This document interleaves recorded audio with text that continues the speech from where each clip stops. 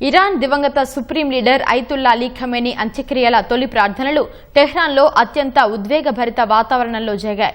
దాదాపు 1 కోటి మందికి పైగా పాల్గొన్న ఈ ప్రార్థనల్లో ఆయన కుమారుడు ఇరాన్ నూతన సుప్రీం లీడర్ అయతుల్లా ముజ్తబా ఖమేనీ కనిపించలేదు.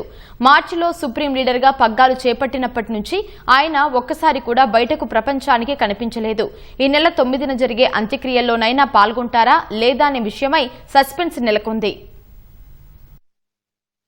టెహ్రాన్లోని ఇమాం ఖమేనీ గ్రాండ్ మొసల్లా వేదికగా దివంగత supreme leader Ayatollah Ali Khamenei అంత్యక్రియల తొలి ప్రార్థనలు ఇవాళ జరిగాయి. దాదాపు 1 కోటి మందికి పైగా నల్ల దుస్తులు ధరించి ఈ ప్రార్థనల్లో పాల్గొన్నారు. టెహ్రాన్ వీధులన్నీ ఈ ప్రార్థనలతో కిక్కిరిసిపోయాయి. సీనియర్ ఖమేనీ 3 కుమారులు ముస్తఫా, మేసం, మసౌద్ ఖమేనీలు తండ్రి శవపేటిక వెనుక నిలబడి కన్నీరు పెట్టుకున్నారు. ఇరాన్ అధ్యక్షుడు Masoud Pezeshkian, parliament speaker Mohammad Bagher Ghalibaf, IRGC chief Ahmad వాహిదీలు కూడా ఈ ప్రార్థనలో పాల్గొన్నారు. ఇరాన్ జాతీయ జెండాతో అలంకరించిన ఖమేనీ శవపేటికపై నల్లటి తలపాగాను ఉంచారు. ఫిబ్రవరి 28న అమెరికా, ఇజ్రాయెల్ జరిపిన దాడిలో మరణించిన ఓ చిన్నారి సహా ఖమేనీ 4 కుటుంబ సభ్యుల శవపేటికలను పక్కపక్కనే ఉంచారు.